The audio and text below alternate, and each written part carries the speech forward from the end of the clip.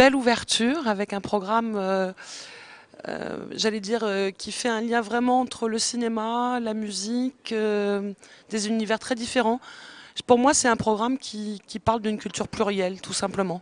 Voilà, avec chacun nos regards et quel que soit le pays ou l'origine dont on vient. Et on va terminer tout à l'heure par le concert Farenji, le ciné-concert. Donc voilà, comme tous les moments d'ouverture, un moment intense, fort, parfois un peu stressant. Ce soir particulièrement pour moi, je ne sais pas. Pourtant j'ai l'habitude, mais bon voilà. Non, un beau programme, je crois, qui annonce une semaine pleine de découvertes, de rencontres, de surprises.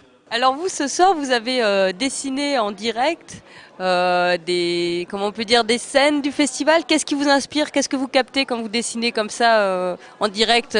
Vous offrez votre dessin, de la création du dessin aux yeux du public. Ben, c'est le plaisir tout bête avec les années. Je me suis rendu compte qu'un dessin fini, il est bien, il dit un truc. Mais un dessin qui se fait, il y a quelque chose dans le regard des gens quand on le fait. Et ben, c'est bêtement le plaisir de faire plaisir. Je sais que c'est marrant de regarder un dessin qui se fait en live sur un écran. Ben, j'en profite, ça colle, c'est un moment où les gens arrivent, ils sont relax, il n'y a pas besoin d'en faire on s'assoit, on regarde la ligne. Puis après, bon, ben, j'ai essayé de trouver des gags qui soient, comment dire, on a un point de vue. Moi, j'essaie d'avoir un point de vue. Si je suis là pour dire juste merci, c'est pas un point de vue, ça. C'est peut-être que c'est vu un petit peu aigre-doux, peut-être que, mais pour moi, c'est la com. On n'est pas là juste pour s'envoyer des fleurs. Moi, je me doute bien que pour boucler un court-métrage, c'est la même galère, le premier court-métrage, qu'un jeune dessinateur qui boucle son premier album, qui cherche son premier éditeur. Donc moi, ce qui m'intéresse, c'est ça. Surtout que là, c'est plein de public, mais plein de professionnels, plein d'amateurs au sens le plus éclairé. Donc on n'est pas là pour se la jouer, on parle de la réalité, on parle de ah merde, j'ai pas eu mon budget, ah j'ai eu une coupure de budget, on met un pansement, c'est tout. Mais c'est pas des attaques. Faut jamais parce que c'est pas parce que je fais un gag sur un budget que je suis au courant d'une quelconque chose sur un quelconque budget. Non, non, je suis juste méchant par sincérité.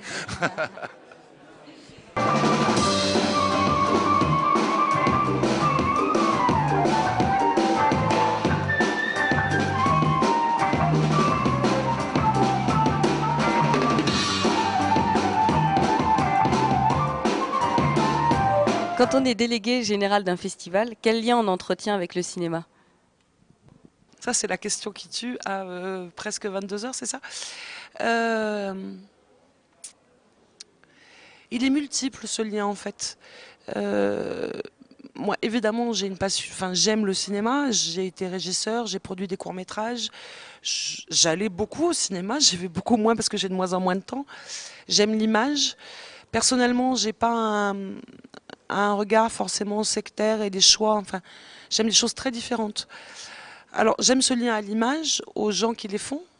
Après, c'est un problème de conviction et moi, je pense que je défends avec le festival un espace de liberté, de création et de tolérance où il y en a pour non pas tous les goûts parce que c'est pas très joli, mais euh, chacun va y trouver quelque chose qui lui convient.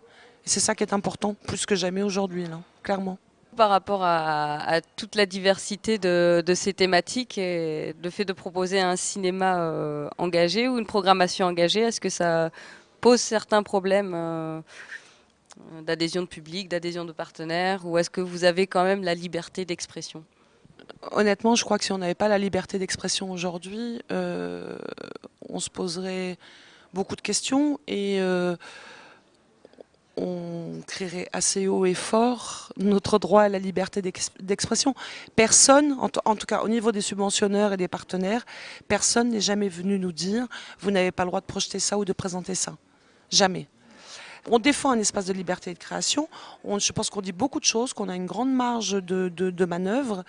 En même temps, on se doit de respecter, enfin c'est ma conviction profonde, des gens qui nous soutiennent financièrement, en se disant qu'on ne peut pas se permettre de tout faire non plus. Ça, c'est mon point de vue. Peut-être que tout le monde ne le partage pas au sein du festival, mais je ne sais pas d'ailleurs, qu'on ne s'est jamais vraiment posé la question. Mais c'est mon point de vue. Je pense qu'il y a un moment où, voilà,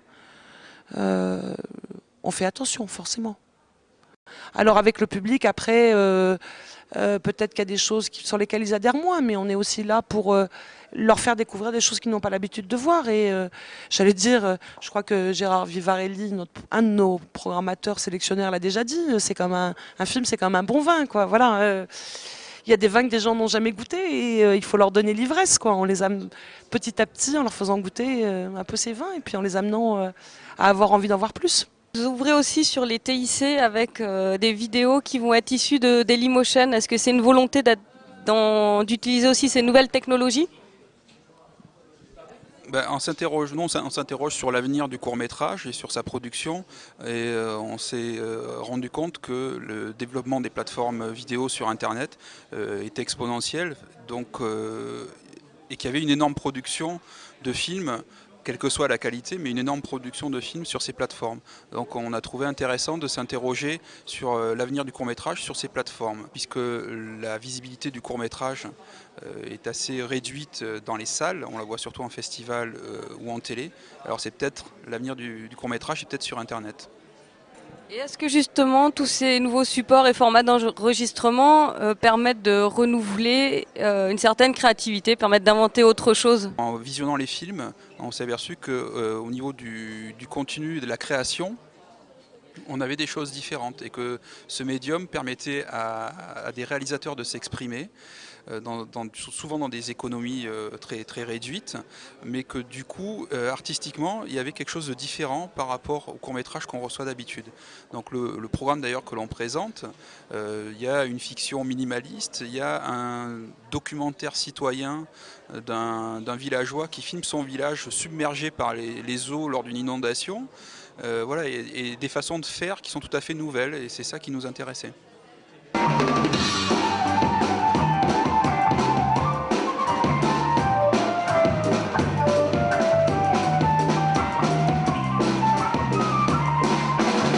Un petit mot sur l'affiche. Alors, est-ce que tu peux nous dire de quel film il s'agit? Et pour toi, en regardant cette affiche, qu'est-ce qu'elle t'inspire? Donc, je suis intéressé au premier chef sur cette affiche parce que, en fait, au départ, c'est une photo que j'ai faite moi.